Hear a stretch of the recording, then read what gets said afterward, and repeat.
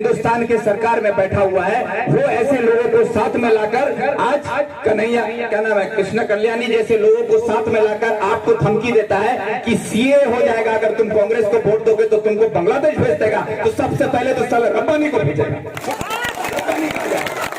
रब्बानी कहा जाएगा, मोदी कहा जाएगा। सवाल है मेरा, जिसको लाके धमकी दिया जा रहा है। इसलिए आप लोगों से मैं ये कहना चाहूंगा कि ऐसे लोगों से डरने की खौफ आप लोगों को जरूरत नहीं है। जो ये धमकी दे रहा है कि सीए हो जाएगा तो ये उसको कान के खोलकर उसको बता दीजिएगा। मेरी आवाज जा रही होगी मीडिया के भाइयों के जरिए तो सुन लें कि रब्बानी साहब आप जो धमकी दिलवा रहे हैं ग्वालपोखर के लोगों को कि सीए हो जाने से बांग्लादेश भेज दिया जाएगा, डिटेंशन कैंप का डर दिखा रहे हैं, तो आप अपने ही इलाके के लोगों को गैर लोगों को लाकर धमकी दिलवाने का काम कर रहे हैं, जो इस इलाके के लोग बर्दाश्त नहीं करेंगे। और हम आपसे ये कह रहे हैं, एमपी बने या नहीं बने वो बात की बात है, लेकिन इस जमीन से हमारा एक टुकड़ा तक अगर हिम्मत है सीए के नाम पर से उखाड़ के ले जाके दिखा दे, चाहे वो बीजेपी हो चाहे वो तीनों। मैं रुका नहीं, मैं पीछे मुड़ा नहीं, मैं झुका नहीं, मैं टूटा नहीं, मैं आगे बढ़ता गया। और कभी मैंने सोचा नहीं था कि शायद ये मुकाम भी मुझे मिलेगा। आज जिस मुकाम पर आप लोगों ने मुझे लाकर खड़ा किया है कि रायगंज लोकसभा का उम्मीदवार बनाकर आज कांग्रेस में चला गया है। मैं भी मानता हूं, मैं वामफ्रंट में था, फॉरवर्ड ब्लॉक में था, आज मैं कांग्रेस में हूं। परचम भले मेरा बदला हो, मेरा मिजाज नहीं बदला है। परचम बदला है, विक्टर का कैरेक्टर नहीं बदला है। विक्टर जो पहले था, विक्टर आज भी वही है। और इंशाल्लाह आप लोगों की दुआ रही तो कल भी विक्टर वही रहेगा। तो ये चीज आप लोगों से मैं यकीन के साथ कह सकता हूं। और आप लोगों को मैं इतना कहना चाहता हूं कि आज मेरे मुखालफत में जो ताकतें खड़ी हैं, बीजेपी, तृणमूल, ये जो ताकतें हैं ये अपने आप में बहुत बड़ी ताकत है। जो बीजेपी का आज उम्मीदवार है कार्तिक पॉल, कार्तिक पॉल नाम है, कार्तिक पॉल बीजेपी का उम्मीदवार। ये कुछ दिन पहले कलियागंज म्युनिसिपैलिटी में तृणमूल का चेयरमैन हुआ करते थे। ये तृणमूल पार्टी का चेयरमैन थे, आज वो बीजेपी का कैंडिडेट है। और जो तृणमूल का कैंडिडेट है वो रायगंज में बीजेपी का एमएलए है। बीजेपी का एमएलए तृणमूल का कैंडिडेट और तृणमूल का चेयरमैन बीजेपी का कैंडिडेट। तो ये जो अदल बदल का खेल चल रहा है, तो ये खेल उन लोगों का अब पब्लिक समझ गया है कि जो बीजेपी है वही तृणमूल है, जो तृणमूल है वही बीजेपी है। तो ये बीजेपी और तृणमूल के खेल से अब हम लोग को बाहर निकलना होगा। क्योंकि एक तरफ वो अपने आप को आज कन्हैया लाल अग्रवाल जो आज जिला के प्रेसिडेंट हैं, यही जो आज जिसका वोट मांगने के लिए रब्बानी साहब गांव-गांव घूम रहे होंगे कि तृणमूल का कैंडिडेट को वोट देना होगा कृष्ण कल्याणी को। यही कल्याणी रब्बानी साहब के जिला प्रेसिडेंट कन्हैया लाल अग्रवाल को रायगंज में हराया था बीजेपी से। और आज वही कन्हैया लाल अग्रवाल आके बोलते हैं कि कृष्ण कल्याणी को वोट देना होगा। तो ये बात को समझिए, इन लोगों का खेल जो है, जिसको बीजेपी बन के हराया तृणमूल वाला जिसको हराता है बीजेपी बन के, फिर वही लोग आके एक हो जाता है और बोलता है कि ना पार्टी को वोट देना होगा। तो पार्टी जो हम लोग करते हैं तो पार्टी का एक उसूल होगा, उसका कोई मकसद होगा। ना तो टीएमसी का कोई मकसद है, ना बीजेपी का कोई मकसद है, ना इनका कोई उसूल है। इनका एक ही मकसद है कि आवाम को लूटो, आवाम को मारो और सत्ता पर राज करो, यही इनका मकसद है। और हम लोग वाम कांग्रेस जोट के लोग हैं, हम आवाम के साथ हैं। हम ऐसी ताकतों के खिलाफ हैं जो आवाम के खिलाफ है। हम आवाम के साथ हैं, जो आवाम पर जुल्म करेगा हम उसके खिलाफ हैं। आपकी ढाल, आपकी आवाज, आपकी ताकत बनकर हम लोग खड़े होते हैं। और ये मुझे कहने की जरूरत नहीं है, मैं मिसाल देना नहीं चाहता हूँ कि मैंने ये किया, मैंने वो किया, लेकिन लेकिन जब भी आपने आवाज दिया है, वो ग्वालपोखर हो, चाहे वो इस्लामपुर हो, चाहे करंदगी हो, चाहे चाकुलिया हो, चाहे कोई और जगह हो, यहाँ तक कि सिर्फ उत्तर दिनाजपुर ही नहीं, बंगाल के मुख्तलिफ जिलों में जहाँ पर जुल्म हुआ है, अगर मेरी आवाज वहाँ पहुँचने के लायक रही है, मैं वहाँ खड़ा हो सकता हूँ जाकर, तो मैं वहाँ भी खड़ा होकर वहाँ भी गरीब किसान मजदूरों की आवाज बन के खड़ा हुआ हूँ और ये लड़ाई मैं लड़ते जाता हूँ। तो इसलिए मैं आप लोगों से ये कहना चाहूंगा, ये जो लड़ाई है, ये सिर्फ एक चुनाव जीतने की लड़ाई नहीं है, ये लड़ाई है हमारे देश को बचाने की लड़ाई है। क्योंकि आज आप लोग जान रहे हैं कि जिस तरह से बीजेपी धीरे धीरे अपनी तानाशाह का जो हुकूमत में आने के बाद जिस तरह से अपना तानाशाही को धीरे धीरे मजबूत करते जा रही है, उसका नमूना हम लोग को देखने को मिल रहा है कि किस तरह से हिंदुस्तान में हिंदू मुसलमान, मस्जिद, मंदिर, हिंदुस्तान पाकिस्तान के नाम पर देश में नफरत की सियासत फैलाई जा रही है और हमारे मासूम बच्चों में नफरत का बीज बो दिया जा रहा है, ताकि आने वाले कल में पूरा देश जो है इस नफरत की आग में जलता हुआ, झुलसता हुआ नजर आएगा। उसको बचाने की लड़ाई है। हम हिंदू, मुस्लिम, सिख, ईसाई सब एक जगह एक साथ रह सकते हैं इस देश में, और ये हमारा संविधान इस बात की इजाजत देता है। आप मुसलमान हैं, आप रोजा रख सकते हैं, नमाज पढ़ सकते हैं, आप अपनी इबादत कर सकते हैं, आपको कोई कानून नहीं रोक सकता है। आप अगर हिंदू हैं तो आप पूजा कर सकते हैं, आप प्रार्थना कर सकते हैं, आप अपना कीर्तन कर सकते हैं, आपको कोई नहीं रोक सकता है। एक ईसाई को भी, एक सिख को भी ये हक है। लेकिन आज हिंदुस्तान में एक नया संविधान बनाने की कोशिश की जा रही है कि किसी एक मजहब को सिर्फ निशाना बनाया जा रहा है और ये कहा जा रहा है कि CAA लागू कर दिया गया है, और CAA के नाम पर कि दूसरे मुल्क से आए हुए लोगों को देश का नागरिक बनाया जाएगा। और एक ही मजहब है के लोग हैं जिसको नागरिकता नहीं मिलेगी, चाहे वो अफगानिस्तान से आए, चाहे पाकिस्तान से आए, चाहे बांग्लादेश से आए। तो ये जो निशाना किया जा रहा है, ये सीधे सीधे लोगों को बांटा जा रहा है धर्म के नाम पर।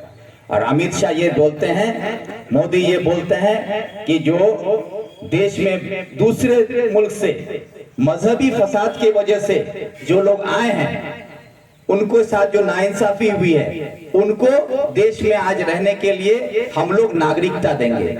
तो मैं यहाँ पूछता हूँ, हमारे ग्वालपोखर में अगर आप ग्वालिन चले जाइए, आप सौलपारा की तरफ चले जाइए, बांग्लादेश बॉर्डर होते हुए आप चले जाइए, तो जितने हमारे रिफ्यूजी भाई लोग हैं, ये लोग सारे तो 71 के बाद इधर ज्यादातर आए हैं। आज क्या वो वोट नहीं देते हैं? आज वो वोट देते हैं, पंचायत लड़ते हैं, चुनाव लड़ते हैं, उनके वहाँ मेंबर बनता है, मुखिया बनता है, प्रधान बनता है। सारा चीज तो इस देश में नागरिकता मिला है, तभी तो आप वहाँ का प्रधान बन रहे हैं, तभी आप वहाँ पर पंचायत समिति बन रहे हैं, तभी आपको वोट देने का हक है। सारा हक आपको मिला हुआ है। तो आज अमित शाह आपको कौन सा नया हक देने की बात करता है? आज अगर आपको बोला जाएगा कि आप CAA के कानून के तहत आपको नागरिकता दिया जाएगा, जब आपको वो फॉर्म भरना होगा कि आप नागरिकता लेने के लिए फॉर्म भरिएगा, तो आज तक जो आपके पास नागरिकता है, इसका मतलब कि ये अवैध है, ये गलत है।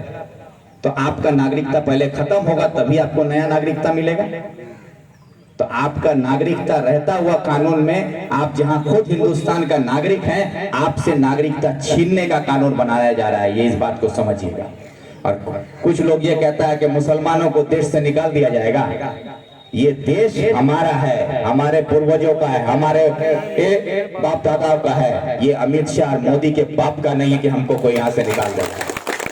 और जो ये सोचते हैं, जिनको ये धमकी दी जाती है और जो सोच रहे हैं कि हमको यहाँ से भगा दिया जाएगा, तो उनको शायद इस बात का अंदाजा नहीं है कि हिंदुस्तान की सबसे बड़ी ताकत अगर आज गैर कौम है, तो हिंदुस्तान की दूसरी सबसे बड़ी ताकत मुसलमान है।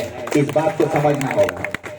और जो ये सोचते हैं कि मुसलमानों को बांग्लादेश और पाकिस्तान भेज दिया जाएगा, तो वो बेवकूफ लोग हैं जो ये सोचते हैं या जो बोलते हैं। हिंदुस्तान में मुसलमानों की तादाद तकरीबन 18% है, और उसको अगर आप हिसाब में जोड़ें तो तकरीबन 45 करोड़ मुसलमान हिंदुस्तान में। और बांग्लादेश और पाकिस्तान और अफगानिस्तान भेजने की बात करते हैं जो लोग बीजेपी के, तो उनको हिंदुस्तान के बाहर का ज्योग्राफी पता नहीं है। पाकिस्तान की कुल आबादी 11 करोड़ है, बांग्लादेश की कुल आबादी आज के डेट में शायद 13 करोड़ है, 17 करोड़ है। अफगानिस्तान का आबादी भी वैसा ही कुछ 10-12 करोड़। तो हमारा अकेले का आबादी 45 करोड़ है। अगर हमको पाकिस्तान भेज दिया जाएगा तो पाकिस्तान हम दखल करके वहां का प्रधानमंत्री अली इमरान रम बनेगा कि नहीं बनेगा? हाँ? तो पाकिस्तान चाहेगा कि अली इमरान रम जाके प्रधानमंत्री बन जाए यहाँ पर? बांग्लादेश में हम लोग घुस जाएंगे तो बांग्लादेश हम कब्जा करेंगे तो चाहेगा बांग्लादेश? तो मोदी और अमित शाह वो झुंझुना हिला रहा है बांग्लादेश और पाकिस्तान का, तो उसका झुंझुना से वही खेलेगा। हम लोगों को खेलने की जरूरत नहीं है। हम लोग अपने मुल्क में है, जो हमको भगाने की बात करेगा उसको इसी मुल्क में दफना दिया जाएगा। ये ताकत भी हम रखते हैं। इसलिए आप लोगों को अगर बीजेपी के नाम पर डराया जा रहा है, और डराने वाला कौन है? अफसोस इस बात का है कि जो हमारे ही मिट्टी में पैदा हुआ, जिसको इसी इलाके के लोगों ने इज्जत बख्शी है, आज वो इसी इलाके का मंत्री बनकर हिंदुस्तान के सरकार में बैठा हुआ है। वो ऐसे लोगों को साथ में लाकर आज कन्हैया, क्या नाम है, कृष्ण कल्याणी जैसे लोगों को साथ में लाकर आपको धमकी देता है कि सीए हो जाएगा अगर तुम कांग्रेस को वोट दोगे तो तुमको बांग्लादेश भेज देगा। तो सबसे पहले तो साला रब्बानी को भेजेगा। रब्बानी कहा जाएगा, मोदी कहा जाएगा? सवाल है मेरा, जिसको लाके धमकी दिया जा रहा है। इसलिए आप लोगों से मैं ये कहना चाहूंगा कि ऐसे लोगों से डरने के खौफ आप लोगों को जरूरत नहीं है। जो ये धमकी दे रहा है कि सीए हो जाएगा, तो ये उसको कान के खोलकर उसको बता दीजिएगा। मेरी आवाज जा रही होगी मीडिया के भाइयों के जरिए, तो सुन लें कि रब्बानी साहब आप जो धमकी दिलवा रहे हैं ग्वालपोखर के लोगों को कि सीए हो जाने से बांग्लादेश भेज दिया जाएगा, डिटेंशन कैंप का डर दिखा रहे हैं, तो आप अपने ही इलाके के लोगों को, गैर लोगों को लाकर धमकी दिलवाने का काम कर रहे हैं, जो इस इलाके के लोग बर्दाश्त नहीं करेंगे। और हम आपसे ये कह रहे हैं, एमपी बने या नहीं बने वो बात की बात है, लेकिन इस जमीन से हमारा एक टुकड़ा तक अगर हिम्मत है सीए के नाम पर से उखाड़ के ले जाके दिखा दे, चाहे वो बीजेपी हो चाहे वो तृणमूल हो, उसको हम इसी मिट्टी में दफन करने के लिए हम लोग तैयार हो जाएंगे। ये हमारी बात है कि हम लोग वाम कांग्रेस पार्लियामेंट में खड़े होकर भी हम लोगों ने ये कहा था कि सीए का कानून देश के विरोध है, देश विरोध कानून है, इसके खिलाफ हम लोग खड़े हुए थे। उस वक्त ये ममता बनर्जी अपने एमपीओ को जब इसके खिलाफ वोट दिया गया था कि सीए का कानून होना चाहिए या नहीं होना चाहिए, उसमें वोट देने की बात आई थी, तो ममता बनर्जी का तमाम एमपी पार्लियामेंट छोड़ के बाहर भाग गया था। ये पता है कि नहीं आप लोग को? सारा एमपी बाहर भाग गया था, कोई वोट देने नहीं आया था। उस वक्त वोट कौन दिया था? बड़ा छनूनी। तो यही सोच में हम लोग रहे। और लोगों का एक होता है ना कि देखिए अभी ईद आ रहा है तो रब्बानी साहब का बड़ा सा फोटो लग जाएगा, उसके बगल में ममता बनर्जी का तस्वीर रहेगा, दोनों हाथ उठा के और सर पे घूंघटा डाल के फोटो लगा देगी। उस वक्त हम लोग ग्वालपोखर का सीधा साधा आदमी सोचते देखती बेरछारीटा मोड़ा तना दुआ मांग छे, यारे दुआ से भी जन्नत चले जाए। अरे भाई हम इस्लाम पर यकीन रखते हैं, हम मुसलमान हैं, रोजा हम रखते हैं, ज़कात हम निकालते हैं, नमाज हम पढ़ते हैं, हर चीज हम कर रहे हैं, खुदा की इबादत हम करते हैं, तो खुदा हमारा सुनेगा या ममता बनर्जी का सुनेगा? ये तो खुद में यकीन होना चाहिए। और हम ममता बनर्जी के भरोसे पर बैठे हुए हैं। तो इसलिए मैं आप लोगों से ये कहूंगा कि आप सब से मेरा ये अपील है कि देखिए मेरी हैसियत सियासत में बहुत बड़ी है, पहचान बहुत बड़ा हो गया है, और इसका श्रेय आप लोगों का है। ये आपकी मोहब्बत, आपकी दुआ से हम इतने बड़ा हो चुके हैं कि आज हिंदुस्तान की सियासत में भी मेरा नाम लिया जा रहा है। तो ये आप लोगों की दुआ है। लेकिन जो मेरे मुखालफत में जो लोग खड़े हैं, बीजेपी और तृणमूल, उनसे माली एतबार में उनके सामने मेरी हैसियत बहुत छोटी है। जो कृष्ण कल्याणी है वो बीजेपी का एमएलए होते हुए तृणमूल का टिकट खरीद लिया, 5-6 करोड़ रुपया देके वो टिकट खरीद लिया। कार्तिक पॉल तृणमूल का होते हुए वो पैसा देके बीजेपी का टिकट खरीद लिया। तो भाई जो करोड़ों करोड़ रुपया देके टिकट खरीद रहा है वो 10-15 करोड़ रुपया खर्चा करने के लिए भी तैयार है। भाई हम टिकट ना खरीदने की हैसियत रखते हैं, ना 10-15 करोड़ रुपया खर्चा करने की हैसियत रखते हैं। जो आप लोगों के सामने हम बोल रहे हैं वो समझने की जरूरत है। और हम लोगों का भी ये मिजाज बना दिया गया है, पंचायत वोट आएगा तो कैंडिडेट का नाम होगा कि फलना बेटा टिकट दो हवे, तो पहले आदमी पूछता है वह टिकट देवो वहां पे खर्चा करो पावे, पहले ये सोचते हैं कि नहीं ये खर्चा करो पावे कि नहीं। तो ये जो सोच है कि खर्चा करो पावे तबे टिकट दो हवे, इस सोच की वजह से आपका गरीब होना आपके लिए गुनाह हो जाता है।